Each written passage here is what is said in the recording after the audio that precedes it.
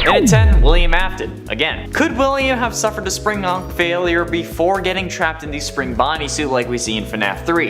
It's possible, and it certainly appears like that's the case in the FNAF novels, since William is described to have scars that are consistent with the Springlock failure before becoming Springtrap in the novels. So could it have happened in the games? Could William have been the reason the Springlock suits were retired? Since we hear of an unfortunate incident at the sister location, so is that unfortunate incident William? There are plenty of people it could be, but William having to deal with it would certainly get them put out of commission for a time. But with William continuing to use the suit and putting it on when the room was wet like we see in FNAF 3's cutscene, it suggests that that's probably unlikely, but it's still possible. So since this list is possible Springlock victims, I think he deserves to be on this list, at least at number 10, since can we really talk about Springlock victims without mentioning good old Willie Afton?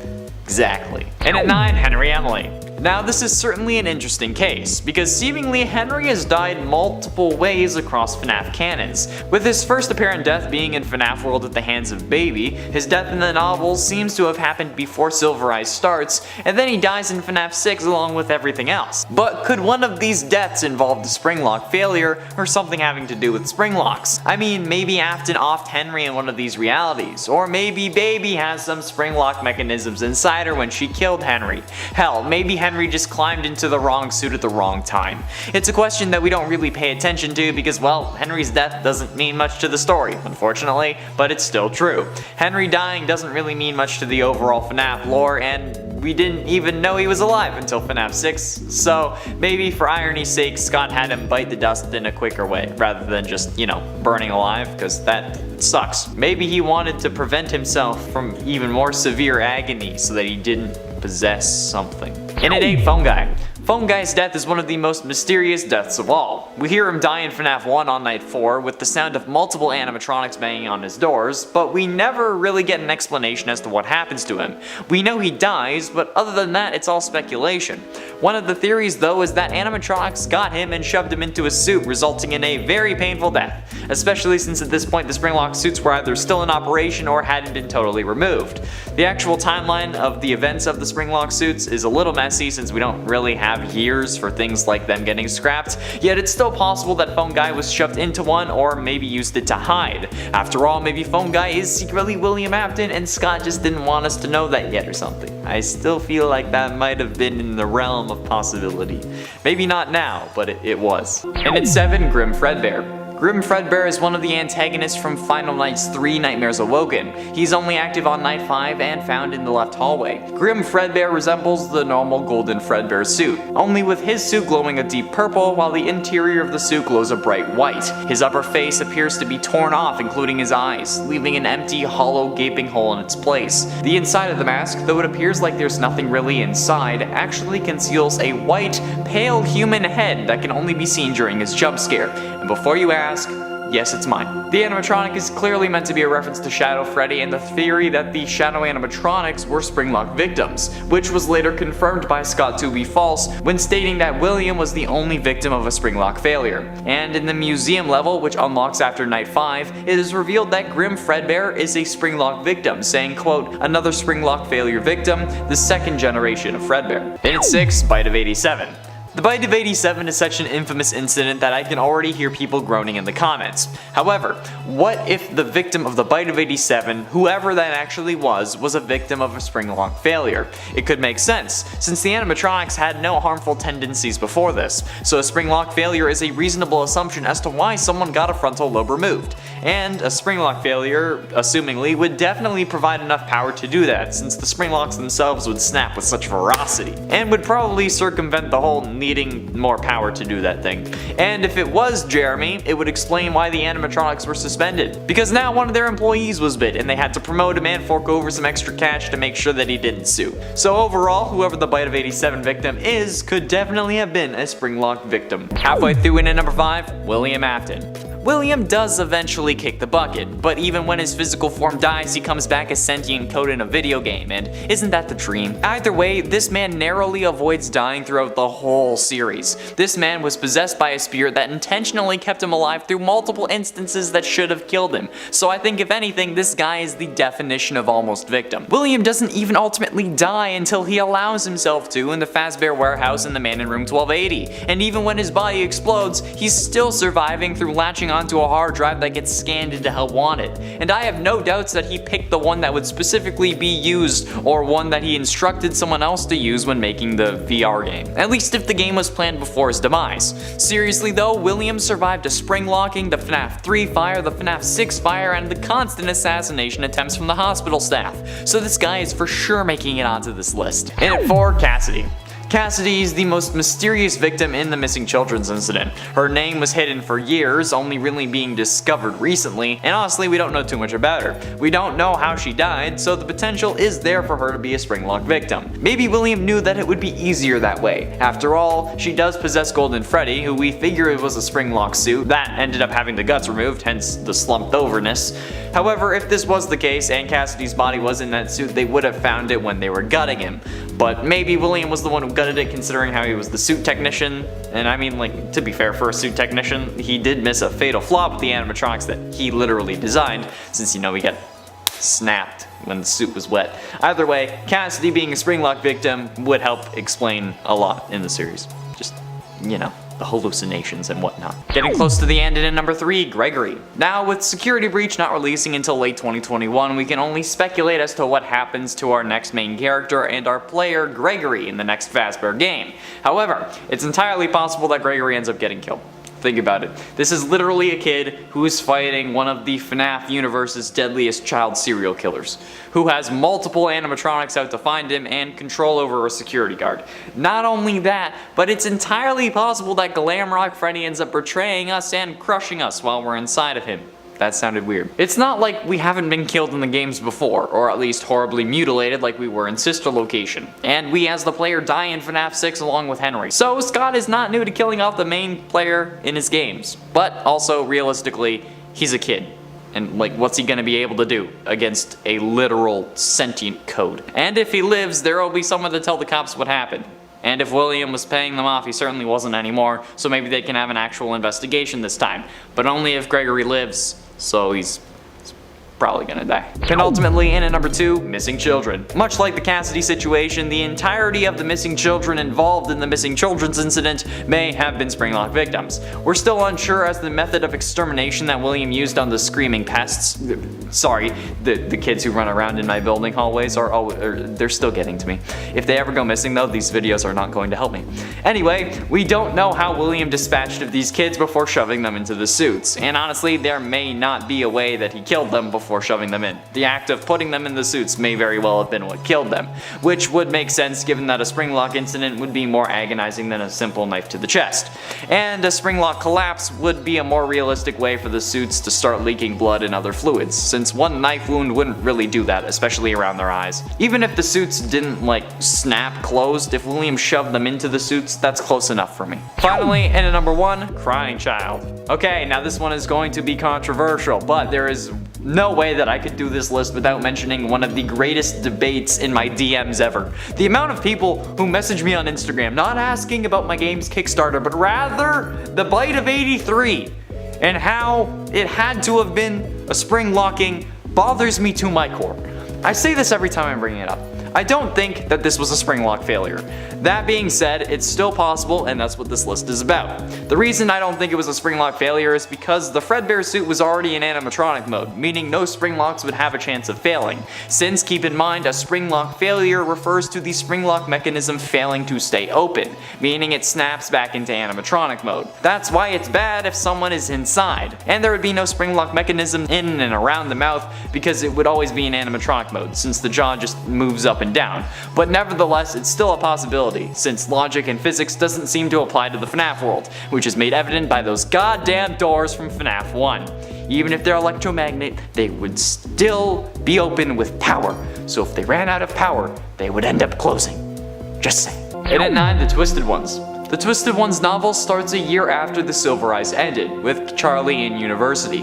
One day, however, Clay Burke comes to see Charlie, and for some reason brings her to see a corpse with familiar wounds. This could either be because she would recognize them, or because she was working with the police, or because they had to advance the plot. I don't know, I haven't read the original novels, but I want to. However, looking at the wounds, she confirms that they are in fact a Springlock failure, meaning that we have an unnamed Springlock victim in the Twisted Ones novel. If this character does have a name, like if it's revealed in later down the line or something, please let me know, because I couldn't find one online. However, while this may seem insignificant to you, the real horror of this number comes from what it signifies.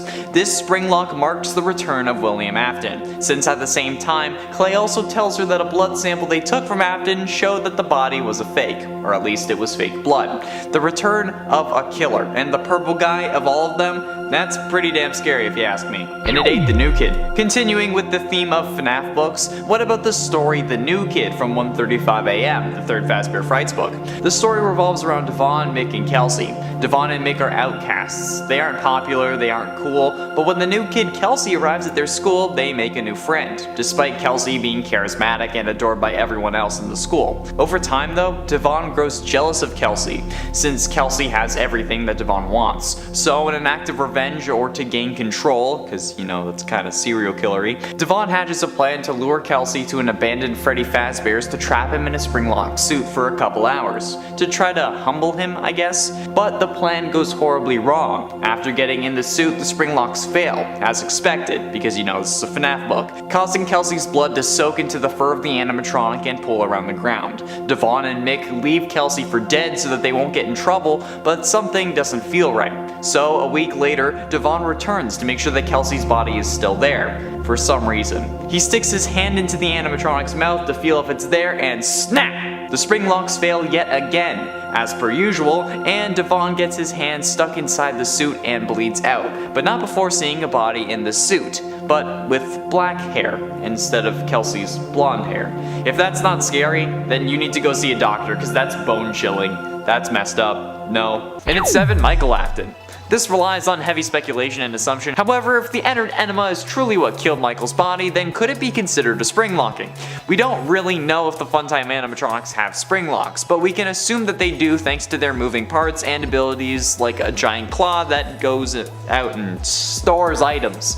But this would also mean that Ennard would have at least some of those same parts. So if the Funtime animatronics that were made around the same time as the original Springlock animatronics used similar parts or techniques, which is likely, that means that Michael Afton would also be a Springlock victim. We don't need solid proof since this is a possible Springlocking victims list, so proof of possibility is all I really need. And honestly, I think that this would provide a good explanation as to why he turned purple, since people who die don't turn purple. Instead, if they rot, they would most likely be depicted as green, especially when another major character is linked to the color purple. So, if that is indeed bruising, it would make sense if the Springlock mechanisms were hurting him from the inside out. And at 6, Grim Chica. The first Springlock victim in the Final Nights series, Grim Chica is a primary antagonist in Final Nights 3 Nightmares Awoken. Unlike others, she is not a Reaper animatronic. Grim Chica holds a strong appearance to the Springlock suit on the poster in the Night 3 cutscene, but her faceplates are very hard to spot and she's almost entirely purple. She really resembles Toy Chica. The glowing accents inside of her resemble a human corpse. She lacks a bib unlike the original Chica, and her overall body is very slim like the original Toy Chica, except for her hips, which appear to be much wider. Got the baby birth in hips. I regret that immediately. And she lacks shoulders or upper arms, with her forearms protruding from her armpits. Grim Chica is also revealed to be a Springlock victim in the museum level, saying, quote, "A victim of a Springlock failure, forever forced to haunt the suit she is wearing, now being manipulated by her sister and mother. Tried spray on tan, still very pale." Why is that so relatable to me? Like, no matter what I do, I'll always be pale and pasty. Not the whole being manipulated by your sister and mother thing. That's weird. But like, I'm okay with forever being pasty. However, I did rank this above Grim Foxy because like, it's Chica. And look what they did to my girl Chica. I'm sorry, Mommy Kentucky, for the transgressions. Halfway through into number 5, Matthew. Remember how earlier I talked about how Springtrap was killing himself in the Springtrap's Revenge VR game in the Fazbear Frights book Bunny Call? Well, not only does he do that, but he also tears the main character Matthew to shreds. Now, some do consider this Matthew to be a reference to MatPat of game theory, and it makes sense why. But what makes this bad is that the community considers this an M-Preg fanfiction, which I have to say, I enjoyed not knowing what that was until I had to ask my sister about it because it was everywhere online.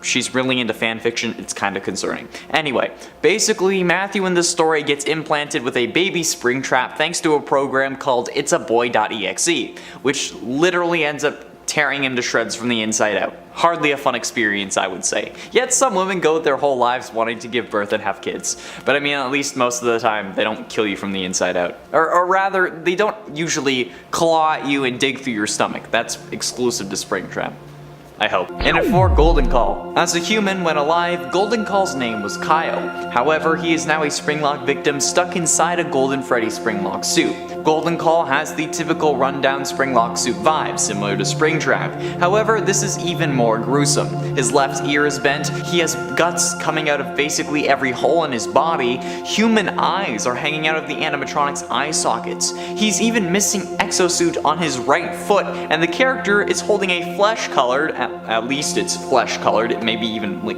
fully like a flesh, phone in his right hand that stays stuck to his head via more flesh or blood strands connecting to the side of his head. It's horrifying, dude. This is a monstrosity. And looking at his age on the wiki, Kyle was only 5 when he got Springlocked, which is absolutely nuts and just flat out horrible. So unfortunate, man. He was supposed to be the next best Fortnite player. That's a joke for the long-term subs.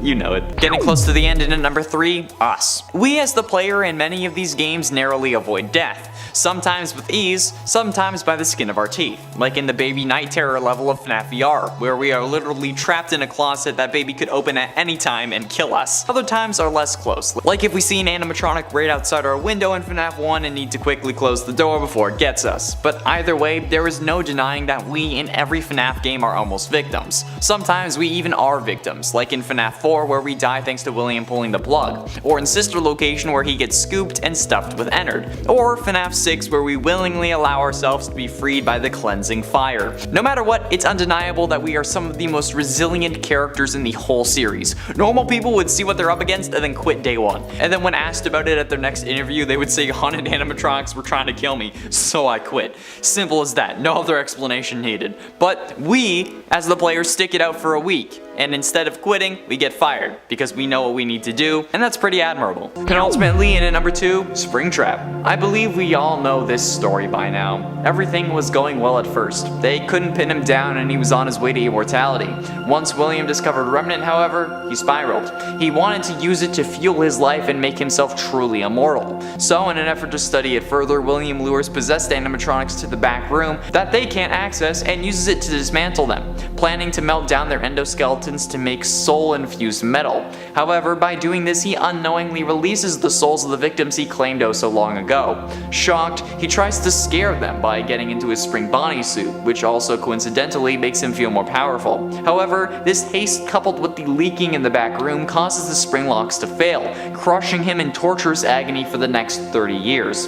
However, he didn't die from this. As we learn in the Man in Room 1280, he was being kept alive by the spirit of another victim. So he was living that agonizing pain for 30 years. And that makes him damn well deserving of the number 2 spot. And before you ask, no, him and Garvey are 2 separate characters, meaning that they can both be included on this list. You're welcome. Finally, in at number 1, you. A spoiler alert for a fan game, and if I say which fan game, it's going to spoil it. So if you want to avoid spoilers, click away now. And thanks for watching. I'll give you a chance to do that now. Okay, now that you've prepared for spoilers, A Shadow Over Freddy's is a FNAF fan game created by FNAG on GameJolt. It released on April 25th, 2018, and since it was made by the same guy who is currently working on FNAF Plus for the Fazbear Fanverse, you know it's bound to be good. The gameplay of A Shadow Over Freddy's is a hybrid between a traditional point-and-click game and a free-roaming horror game. The player wakes up to find themselves with no memories in a black and white abandoned Freddy Fazbear's Pizza and is tasked with surviving 5 nights and escaping the restaurant. The player is given a different task each night and must complete said task before 6 AM and without being attacked by any roaming animatronics. However, the ending of the game has you getting trapped in a Springlock suit and left to rot, meaning that you are a Springlock victim, which is probably the scariest victim of them all, cause I don't know about you, but I'd rather not get Springlocked. Although I know there are plenty of you that would just love that. You'd fill the suit with liquids that aren't blood, and that's messed up. Like, I'm not one for kink shaming, but yeah, there's kinks and then there's like being killed, you know? I don't know how else to put that. And at 10, Henry. While Henry does ultimately perish thanks to the FNAF 6 fire, he would have been a target for William beforehand, especially once he had learned who was actually committing the crimes at his restaurants. But why didn't William go after him? It would have been too obvious, really. I mean, there are 5 murders that occur inside the walls of the restaurant. They already suspect William for it, but then Henry goes missing and then William is left as the sole proprietor of the business? That's super suspicious and would definitely result in an arrest. Motive means an opportunity. Motive is absolutely there, especially if William was cheating with Henry's wife or something. Means would be fairly easy to find, and William has plenty of opportunities, let's be honest. So, killing Henry would only result in William going to jail, which probably saved Henry's life. And at 9, Vanny. Vanny is an interesting case here, because while she is in a way a victim of Glitch Trap, she doesn't really know it, or at least is unable to communicate it, only being able to search help on the company computer. Not only that, but William could very well have killed Vanny, but he didn't, opting instead to gain partial control over her. So while she isn't a victim in the traditional sense, I'm sure that there are people who are willing to argue in the comments. So I'm going to make this simple. My list, my rules. Plus, this is a really hard list. There aren't many people who don't end up dying in the FNAF universe, alright? So cut me some slack if a couple of these numbers are iffy to say the least. But Vanny has not yet suffered the ultimate fate of the forever naps, so I'm allowing myself to say that she was almost a victim. Does that mean she isn't going to die? No, I feel like she almost certainly will perish, but she hasn't yet, and that's good enough for me. And at 8, Sammy Emily. Another one that kinda fits if you squint at it and then cough a couple of times. Sammy Emily was in the first 2 FNAF novels Charlie's twin brother who was kidnapped and killed by William Afton. We as the reader and Charlie believe this to be the case for the Silver Eyes as well as the Twisted Ones. However, in The Fourth Closet, the 3rd and final book in the novel trilogy, we learn that there is no Sammy Emily, that instead Charlie was the one who was kidnapped and killed by Afton, and that for all these years every version of Charlie had been a robot designed by Henry and implanted with fake memories. So technically, since Sammy Emily isn't real, they aren't a victim. And if we want to get even more meta with it, they were almost a victim because Scott could have decided to let the story stay that way and not make Charlie a robot. But he didn't. Sure, Sammy could have been a real character. That, or if Sammy was real, they would have been a victim, meaning that since it didn't happen, they were almost a victim. Like I said, this list was hard, but I promise the next ones make more sense. And at 6, Indie Game Dev. The Scott Cawthon in-universe stand-in is an interesting character I hope they explore more in the future. But with Scott retiring, could this character meet a grisly fate? It could be that Fazbear Entertainment wants to tie up loose ends while trying to rebuild their reputation, or that maybe they threatened him into making the games in the first place, so they're keeping a close watch on him. I mean, if William learns about what this guy was making, maybe he would feel like he needs to silence the one man who knows too much, or strong-arm him into creating the games after he learned that he knew about the real story behind Fazbear Entertainment. It's entirely possible. It could also be that the indie game dev was the person the FNAF 6 franchise owner job was for, since there was a way out plan for them, and Henry knew at least one other person that knew what was going on. But that person wasn't Michael, as we learned from the final speech, meaning that whoever that was almost a victim as well. And to you, my brave volunteer, who somehow found this job listing not intended for you. Halfway through into number 5, Shadow Animatronics. One of the oldest theories is that the shadow animatronics are the first Springlock victims. This comes to us after the FNAF 3 phone guide dialogue that mentioned multiple and simultaneous Springlock failures, which some interpreted as multiple Springlock suits failing at once, since the term Springlock in this situation is used to describe the suit as a whole and the individual Springlock mechanisms that hold back all the robotic parts in the suit. So the line of multiple and simultaneous Springlock failures could mean multiple of the Springlocks inside the suit failing at the same time, or more than one suit failing at the same time. This led some to theorize that previous employees were killed in the Springlock suits, which is where the shadow animatronics came from. This is supported by the fact that these shadows are of Freddy and Bonnie, the two animatronics that have Springlock versions. And while there are holes in this theory, there is potential that this is the case. So the shadow animatronics are possible Springlock victims. I'm gonna have to keep saying that because people in the comments are gonna get mad. It's like, oh, they weren't Springlock. They could have been. It's possible, and that's the list, okay? And at 3, am I real? Am I Real, also known as Cake Bear, is presumably the primary and most recurrent antagonist in Dormitibus. Am I Real has two different forms. His first form is Cake Bear. Cake Bear's design originated from the Save Him minigame, where he delivered cake to children while a kid is murdered outside. He is the predecessor of both Fredbear and Freddy Fazbear. Cake Bear is a brown bear animatronic that also acts like a Springlock suit that appears in most of the main nights. Although they do look similar, the only similarities he has to Freddy Fazbear in reality is that they both possess a top hat, are brown, have blue eyes, and are a bear. Am I Real's second form is a form that resembles Springtrap, however. This form has a green color much like Springtrap and contains human remains. His right eye socket has gotten bigger on the side and a big hole can be seen on the right side of his head. His top hat has received some withering on it as well, and his lower jaw is slanted and worn down, no longer circular like Cake Bear's. He also has a sizable hole in the right side of his torso, revealing organs. Ha, lovely. Rips and tears cover his arms, revealing more human remains. He also appears to be missing at least one finger on his right hand, and it's absolutely terrifying to look at. Of course, 3 out of 10 of these are going to be from Dormitibus. Like, what did you think was gonna happen? Did you watch the Dormitibus animatronics list? Penultimately, in at number 2, Jeremy Fitzgerald. Jeremy Fitzgerald is the character most assumed suffered the bite of 87, a moment that has been debated since the start of the Five Nights series. While yes, this Jeremy may lose his frontal lobe, he could have lost his life. And I don't know about you, but losing my frontal lobe and getting promoted to day shift and suing that company to get a boatload of money sounds a lot better than death to me. Especially since MatPack concluded that one of the only things that would happen would be your loss of self-preservation and fear. Now I have no idea what an entire frontal lobe being removed would do, but it still sounds better than death, which in my opinion makes this character almost a victim, since if that animatronic had moved even slightly, or Jeremy had been an inch closer, it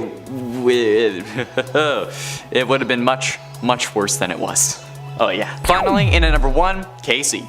Casey's the main character in a Fazbear Fright story I don't know if I've really talked about in detail. I might have mentioned the story here and there, but I don't think there's been a whole number on it. Casey appears in the Fazbear Fright story Dance With Me from Step Closer, the 4th Fazbear Frights book. She ends up stealing some glasses that when worn either reveal or display a Ballora animatronic dancing.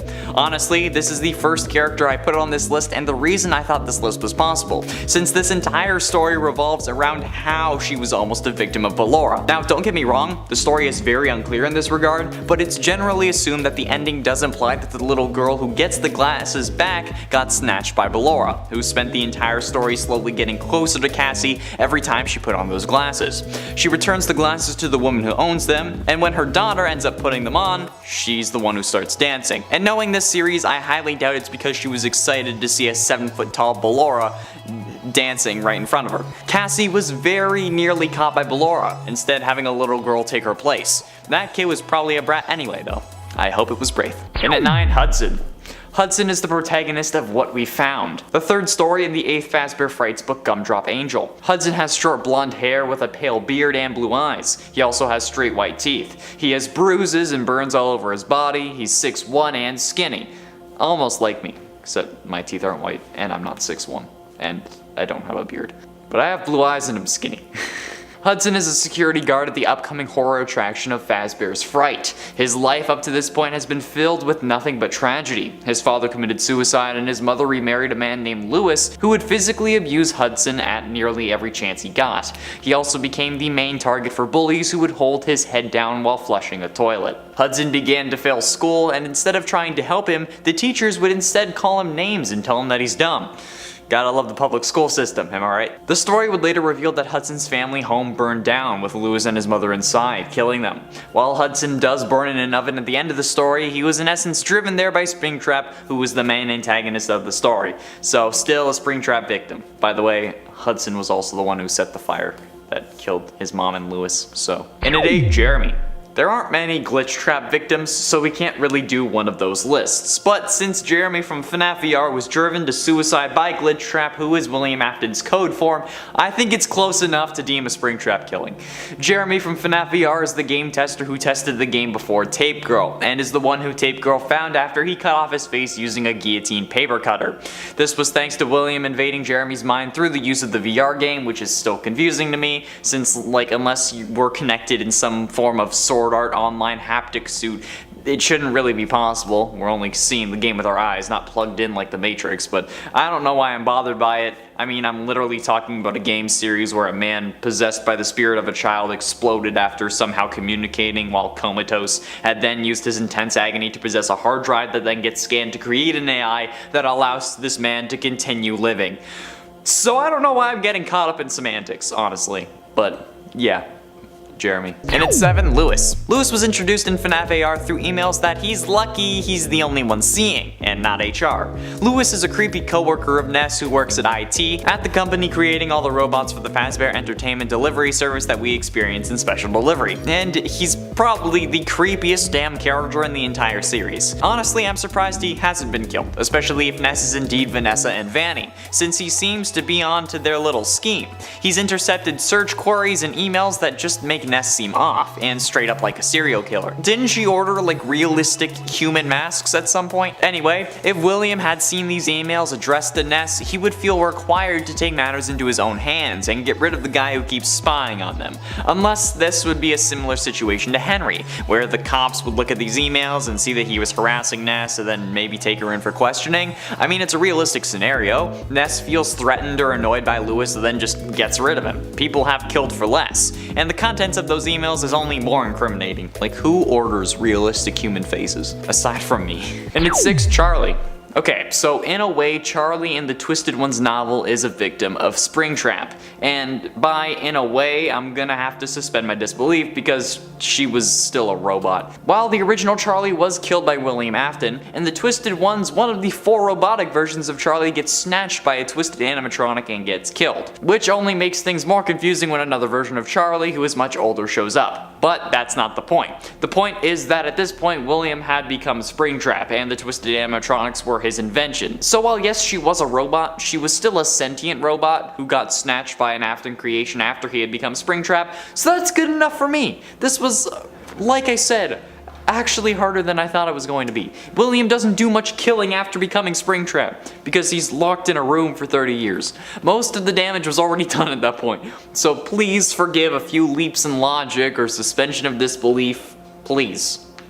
Thank you. Halfway through into number 5, Garvey. A psychopathic, cold-blooded killer. He stopped being human long ago. That's how Garvey is described in the extras of Dormitibus, the game from which he hails. Garvey is the penultimate antagonist of Dormitibus, and as a human, he was the man who murdered the missing children. He later went on to get trapped in Spring Bonnie, becoming Springtrap, and then was burnt to a permanent death in the Fazbear Fright's fire. Garvey is a more gory version of Springtrap from FNAF 3. However, he is not William Afton, as the game was released before the name reveal, even before FNAF 4. Springtrap, but with hardly any exosuit or animatronic casing, whatever you want to call it. He crawls on all 4s and uses his left hand as a foot and his left foot as a hand, like some demonic monkey from hell that Satan didn't sanction the creation of. Just look at this thing and tell me that it shouldn't be on this list. If you do, you'll be lying. Getting close to the end into number 3, Kelsey. Kelsey is in essence the main antagonist of the Fazbear Fright story, the new kid from the third Fazbear Frights book 135 AM. Kelsey had just moved to town and ends up making friends with the protagonist Devin.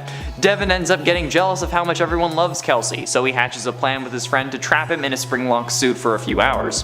However, when they unleash their plan, the Springlock suit fails and kills Kelsey. At least, so they thought. Since a week later, Devin returns to make sure Kelsey is still there, for some reason, only to find a different body in the suit. He knows that it's someone else because the hair color's different, and then Devin gets stuck and bleeds out, only for the story to cut back to Kelsey meeting 2 more kids at his new school. This is an interesting story because while Kelsey did get Springlocked, he ended up being fine. So what happened? Some think that Kelsey is a ghost, while some think that he's the one you should not have killed. But no matter what, we all feel like there is a high possibility that Kelsey was a Springlock victim, at least when they were alive. We don't know how and we don't know when, but it's a definite possibility.